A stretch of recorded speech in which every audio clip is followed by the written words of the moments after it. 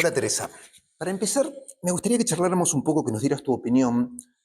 Vamos a empezar por Europa, sobre esta idea de hacer la regulación de hard law por niveles de riesgo según propósito Ujú. y cómo se coordina esto, si cruje o no cruje, con la aparición de los modelos de propósito general. Que nos cuentes un poquito cuál es tu idea al respecto. Sí, efectivamente, te refieres muy bien al modelo europeo regulatorio y ahí quizá hay que hacer un especial hincapié en esta idea de que es un modelo regulatorio. Es decir, lo que trata es de diseñar un marco regulatorio de requisitos y de obligaciones relativos a la inteligencia artificial con una clasificación de riesgo vinculados al uso. Es decir, no es un marco regulatorio de la tecnología, es un marco regulatorio de los usos de esta tecnología que es la inteligencia artificial.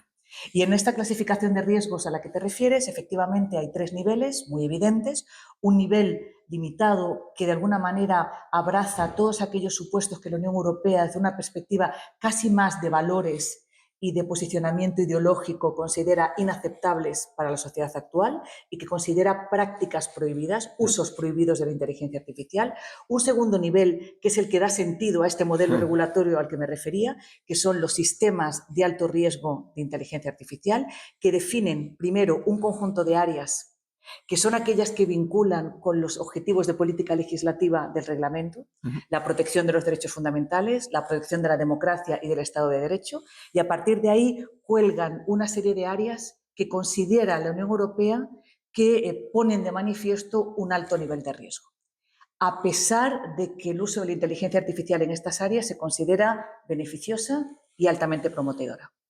Al estar en alto riesgo, se permite su uso, pero se le atribuyen unos objetivos de política legislativa que de alguna manera se cumplen o se alcanzan cuando se cumplen unos requisitos o unas obligaciones. Todo lo demás se considera de bajo riesgo o de riesgo aceptable. Claro, y te decía, en ese esquema de niveles, por lo que tengo entendido, mientras se estaba pensando esto, surgen los LLMs. Entonces, ¿cómo coordina esto con la idea de que están pensando originariamente en propósitos y luego surge inteligencia artificial multipropósito? Efectivamente, fue claramente un cambio de paso, un cambio de ritmo para el modelo de clasificación por riesgo. Porque efectivamente, como muy bien dices, hasta la propia definición, modelos de uso general de inteligencia artificial, cuestionaba la esencia misma de la clasificación de riesgos. En el momento en el que nosotros queremos aplicar una clasificación de riesgo que obliga, fíjate, a identificar el uso previsto desde el desarrollo, porque claro, la cadena de valor de la inteligencia artificial, que comienza con el desarrollo, la distribución, la importación, el entrenamiento y el despliegue, obliga a que desde el momento en el que se pone en el mercado y se introduce en el mercado o se pone a disposición del mercado, tienes que saber cuál va a ser el uso. Solo entonces sabes el nivel de riesgo. Como bien dices, irrumpen los modelos de uso general y de alguna manera cuestionan la esencia misma de la clasificación de riesgo por uso. Y aquí vino la siguiente duda. Una, no hacemos nada y, por tanto, asumimos que este reglamento es un reglamento que va a ignorar uno de los desarrollos quizá más interesantes, más mediáticos de la inteligencia artificial, o por el contrario, hacemos un quiebro y tratamos de incorporarlos en la lógica del reglamento. Pero claro, la clasificación de riesgos ya no funciona y lo que tiene que hacer el propio reglamento es incorporar un modelo paralelo a la clasificación de riesgos, que lo que hace es incorporar tres niveles también de riesgo, pero no vinculados al uso. Riesgo sistémico, muy vinculado al modelo regulatorio de los mercados financieros, aquellos que no tienen riesgo alguno y aquellos que tienen no riesgo porque no queremos intervenir. Y no riesgo porque no queremos intervenir, ¿qué significa? Que van a ser modelos de inteligencia artificial que se ponen en el mercado con licencia libre. Claro. Y no queremos intervenir porque prima el deseo investigador de desarrollo científico. Me parece brillante. Ahora, brillante la explicación, no necesariamente la regulación. Si salimos de Europa, ¿qué modelos te parece? O sea, si tuviéramos que hacer una clasificación sencilla de qué ideas ves en el mundo en este momento sobre regulación o no regulación de inteligencia artificial. Hay para mí cuatro grandes modelos de regulación y de gobernanza de la inteligencia artificial. El primero, que claramente tiene un origen muy vinculado a los Estados Unidos, es un modelo de autorregulación basado en la propia industria. Son aquellos modelos que cristalizaron en códigos de buenas prácticas, códigos de conducta, recomendaciones o principios que las propias empresas desarrollaron para marcar sus líneas de funcionamiento. En segundo lugar, el modelo de gobernanza basado en estándares técnicos. Todos los estándares técnicos, generalmente estándares ISO, tienen que ver con esa idea de que en realidad la inteligencia artificial es un producto de alto riesgo. Y como producto de riesgo, la mejor manera de garantizar su fiabilidad es hacerlo encajar en un conjunto de estándares técnicos que nos garanticen unos determinados niveles de seguridad, de fiabilidad. El tercer modelo es el modelo que ha tomado forma en los convenios internacionales del Consejo de Europa, en los principios y recomendaciones de la OCDE y tantas otras iniciativas nacionales o supranacionales basados en un modelo de soft law, fundamentalmente de principios éticos. Es una perspectiva, principios éticos que de alguna forma se articulan en convenciones, en principios o en recomendaciones de cualquier otra naturaleza. Y luego hay un modelo de gobernanza típicamente hard law, que tiene como paradigma el Reglamento Europeo de la Inteligencia Artificial. Si me permites, Hugo, Sí, estos 4 modelos nacen, en mi opinión, puros, es decir, se muestran como modelos puros y ahora es difícil identificar ninguna jurisdicción que no sea una jurisdicción híbrida. Es decir, están interactuando entre sí y es muy difícil deslindar de manera plena y pensar que el reglamento de inteligencia artificial como modelo hard law va a funcionar bien solo. Necesita de, en primer lugar, estándares técnicos que nos pueden ayudar, por ejemplo, a identificar la noción de conformidad o nos pueden ayudar a protocolizar el concepto de diligencia. Necesita el input de la industria y eso lo consigue bebiendo de los modelos de autorregulación y necesita aspiraciones y las aspiraciones provienen de esos principios éticos que van a fundamentalmente tomar forma en el modelo de gobernanza ético o de soft law. Bien, muy interesante. A mí me interesa particularmente un par de temas que a veces me parece que están muy in fieri, que están funcionando en este momento, que están in progress. Uno es, vamos a empezar por uno. Uno es los daños, la responsabilidad por la responsabilidad genérica derivada de las distintas responsabilidades, pero dentro de las responsabilidades el tema de la cuantificación de los daños por básicamente el uso de datos personales de modo, digamos, en disconformidad, no en conformidad. Sí. Claro, pregunta es una cuestión que está, diríamos, en el centro del debate, porque es que, curiosamente, ese ha sido el primer punto de atención que puso en marcha la maquinaria europea en materia normativa. ¿En qué medida la inteligencia artificial, en esos niveles altos de riesgo que inmediatamente se percibieron, se puede materializar en daños nuevos, diferentes o difíciles de compensar por diferentes razones? Y aquí entonces se abre de alguna manera la caja de la responsabilidad y nos pone de manifiesto que prácticamente todos los escenarios de responsabilidad conocidos pueden ser objeto de intervención de la inteligencia artificial. Nos encontramos vulneración de propiedad intelectual, protección de datos personales que se ve comprometida por el uso de inteligencia artificial y, desde luego, toda la variedad que te puedas imaginar de casos de uso en los que se produce un daño habitualmente susceptible de indemnización por responsabilidad civil o, en particular, por producto defectuoso. A mí en particular me interesa el problema técnico de la cuantificación en estos términos.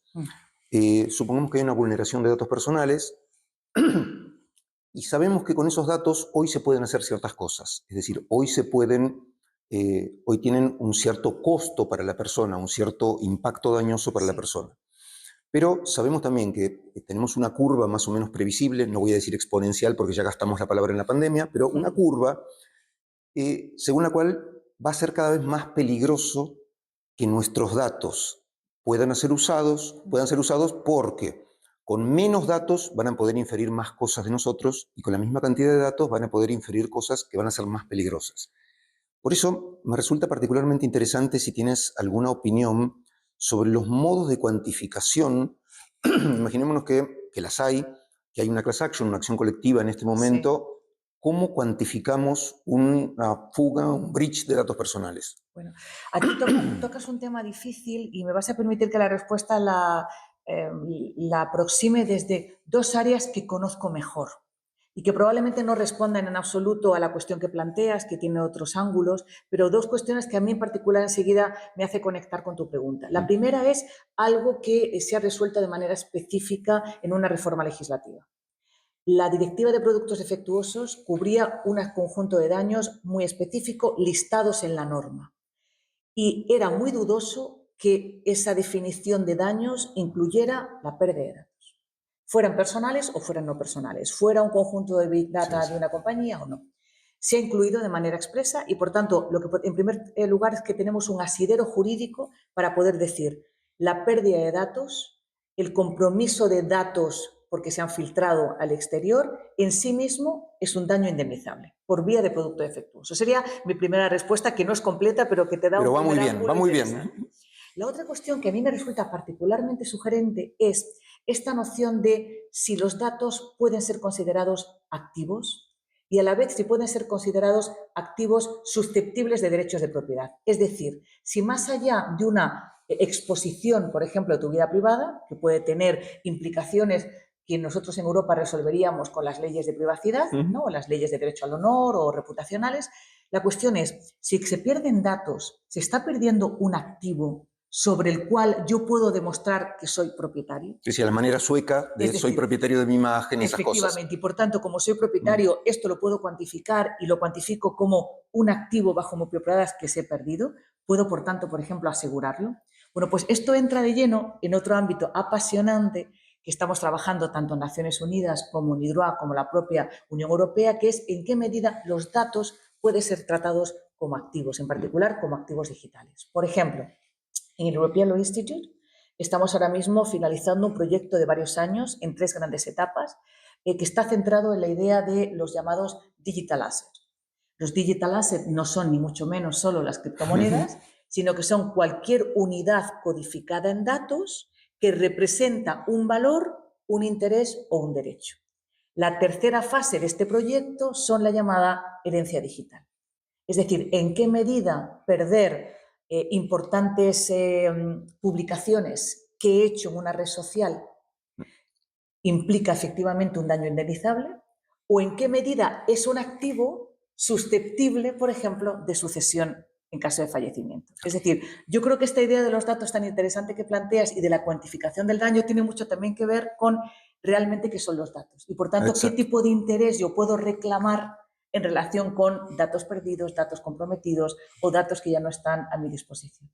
Me parece un gran desarrollo y interesantísimo lo que cuentas, pero nos falta la otra fase, que es cuando los datos no son, cuando el daño que nos produce la fuga de datos no es porque perdemos un activo, sino porque nos daña el resto de los activos, que ese es el tema que todavía nos quedará pendiente. Efectivamente, que ese es el que preguntas y, como te decía, claro, No, por eso digo que queda pendiente. Requiere, sin lugar a dudas, requiere una investigación y probablemente, me atrevo a decir, hasta una reconsideración del marco normativo, que está demasiado basado, no sé si estás de acuerdo conmigo, en esta dualidad producto-servicio, esta dualidad objeto-sujeto, esta dualidad o eres activo o no eres activo, es decir, o eres susceptible de property o no eres property, entonces no eres nada, y esto nos dificulta, ¿no?, aplicar los conceptos tradicionales a mí me parece que Europa tiene el problema de cargar con la tradición alemana de daños típicos que intenta conciliar con tradiciones más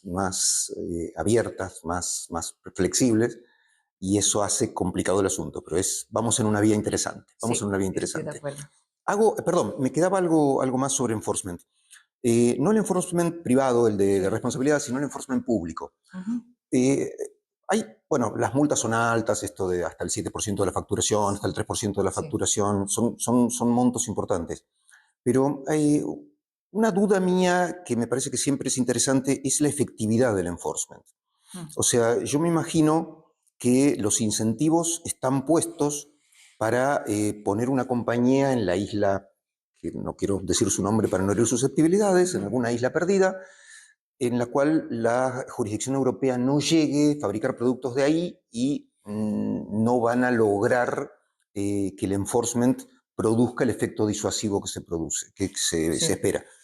¿Qué piensan de ese tipo de cosas, de las fugas jurisdiccionales? Sí. Claro, un reglamento de las características del Reglamento Europeo de Inteligencia Artificial, que efectivamente su base fundamental es la infraestructura institucional del enforcement, tiene que confiar en que el enforcement es disuasorio, es efectivo, es transparente. Entonces, aquí yo te diría que me aproximaría a tu pregunta desde dos perspectivas. La primera es la del gran desafío de la aplicación, ya no del enforcement todavía, extraterritorial del reglamento. Claro, para evitar que una compañía sencillamente saliendo del entorno europeo pueda evitar el enforcement del reglamento y, por tanto, su compliance o su aplicación, lo que hace el reglamento es, de una manera valiente y a la vez probablemente objeto de crítica, es hacer un ámbito de aplicación territorial muy amplio, que excede claramente las fronteras de la Unión Europea. Es decir, que se aplica a toda la cadena de valor, a compañías que están ubicadas fuera de la Unión Europea en el momento en el que se produce una conexión sustancial mínimo con la Unión contacto. Europea. Y claro, aquí viene tu pregunta. Y entonces, ¿cómo garantizamos que llegado el momento de un incumplimiento y por tanto del enforcement, esa compañía no ubicada en territorio europeo va a poder ser debidamente sancionada, penalizada? ¿Cómo hacemos esto? Bueno, pues uno de los mecanismos, probablemente muy sencillo y tan banal que pueda parecer ineficaz, y sin embargo forma parte de toda la normativa europea, es la obligación de toda compañía que presta servicios que pueden formar parte del ámbito de aplicación, es decir, que impactan en el mercado europeo, de tener lo que se llama un representante autorizado en la Unión Europea. Eso que nosotros conocíamos por razones fiscales y de tributación, ¿no? Esa obligación de las grandes compañías de tener una sede, establecimiento permanente a efectos fiscales en la Unión Europea, ha tenido ahora también una función regulatoria. Ese representante autorizado permite algo tan rudimentario como que la autoridad europea se pueda comunicar con la compañía sin necesidad de tener que utilizar vías de comunicación fuera de la Unión Europea, por ejemplo. Pero en segundo lugar, coloca ese incentivo de que el representante autorizado va a hacer todo lo posible por asegurar que la compañía recibe la comunicación y la compañía cumple. ¿Por qué? Porque si no puede estar expuesto a responsabilidad. Estamos hablando de un anclaje territorial quizá un poco a la antigua. Pero es lo que se puede. Pero es lo que se puede, efectivamente. Es lo que estamos. Saliendo un poco de la inteligencia artificial en estos términos, vamos al último grito, agentes. Agentes, leyes, modelos, ¿a dónde vamos? ¿Qué hacemos? Para mí es uno de los campos más apasionantes ahora mismo de la inteligencia artificial.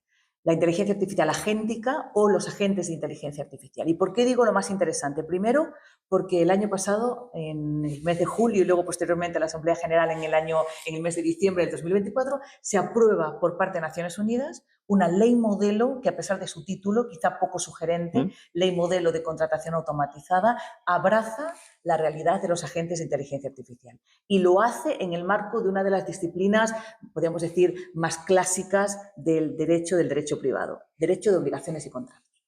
¿Qué hace esta ley? Esta ley pone las bases de un régimen jurídico facilitador de los agentes de inteligencia artificial como parte del ciclo de vida de un contrato. Agentes que negocian, agentes que contratan, agentes que cumplen obligaciones contractuales o que dan por terminado el contrato. Y crea un marco regulatorio de certidumbre jurídica, de reconocimiento jurídico y, fundamentalmente, aborda aquellos elementos que, excepto uno de ellos, quedan, en mi opinión, bien resueltos en la ley modelo. Y ese último que no está resuelto, ¿cuál es? El más sugerente de los agentes. ¿Qué son los agentes? Los agentes son sistemas de inteligencia artificial, a ojos del derecho, a los que les podemos delegar un conjunto de tareas complejas para que, sobre la base de unos objetivos y no de unas instrucciones, cumplan, ejecuten con ciertos niveles de autonomía. Y esto abre la puerta a una de las cuestiones más apasionantes. Si tienen capacidad de actuar con cierta autonomía y, por tanto, de aprender, pueden llevar a cabo acciones inesperadas, acciones imprevistas, acciones que, sin ser resultado de un error, ni ser resultado de un fallo, de un defecto, sin embargo, para aquel a que le vamos a atribuir los efectos de esta acción, es, sin embargo, una acción inesperada. Como hemos decidido no dotar de personalidad jurídica a los agentes de inteligencia artificial, al menos todavía, nos quedamos ante un limbo jurídico. Los agentes no son responsables de estas acciones y tenemos que decidir cómo abordar su atribución. O de manera clásica, son el resultado de un error, o a través de una ficción, son el resultado de un fallo, o a través de un nuevo concepto jurídico que es el de las acciones inesperadas. Interesantísimo. Vamos a algo más difícil. Todavía. Todavía. Todo el movimiento de neuroderechos que está teniendo impacto en Latinoamérica, del cual conozco muy poco y soy un gran ignorante, por eso puedo preguntar con todo el desparpajo de la ignorancia, a mí me da la idea que se une en un punto interesante, que es, hoy por hoy no estamos dispuestos a que a una persona se le pongan electrodos, menos que se le invada, para leerle los pensamientos. Pero una persona que empieza a interactuar con su asistente de inteligencia artificial piensa con el sistema. Sí. Entonces, el tratamiento jurídico tradicional que se está pensando en que el juez puede pedirle a la empresa, al desarrollador, que entregue todas las conversaciones, todos los chats, ¿no te parece que sería en algún sentido bastante parecido a poner los electrodos? Quiero decir, a ver si puedo decirlo más claro. Me parece que estamos equiparando el chat a las misivas personales, a las cartas que escribíamos de puño y letra. Entonces, en ciertos casos, las cartas pueden leerse. El cerebro sigue siendo personalísimo. Pero esa idea de pedir los chats no es más parecida a invadir el cerebro que a leer las cartas que le envié a otra persona, porque esto era una charla conmigo mismo. Sí, qué magnífica pregunta, porque además a medida que ibas elaborando tu argumento, claro, me ha hecho inmediatamente pensar, es que estamos, y es un tema del que hablábamos el día pasado, es que estamos cada vez más ante una simbiosis humano-máquina. Y esa simbiosis que podía inicialmente parecer que era exclusivamente proteica, es decir, que se tenía que haber producido una prótesis, ¿no? Una especie realmente de invasión, ¿no? Del ser humano en su concepto más tradicional, ¿no? Como dices, ¿no? El chip que nos ha permitido realmente descifrar, ¿no? Cuál es esa idea de pensamiento del ser humano. Ahora en realidad dices, ¿pero el ser humano es solo la persona o es la persona y todos aquellos dispositivos que forman en simbiosis una especie de ecosistema híbrido humano-máquina? Estoy de acuerdo completamente contigo. En realidad forma parte de nuestra memoria externa, que son los dispositivos, nuestra conversación y nuestro pensamiento, como dices, ¿no? Que son estos agentes de inteligencia artificial, nuestra manera de ejecutar acciones.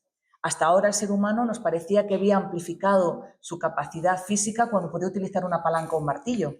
Esa ha sido la evolución del ser humano, ¿no? en los últimos siglos. Y ahora, sin embargo, nos damos cuenta que podemos amplificar también nuestras capacidades cognitivas, decisorias, creativas.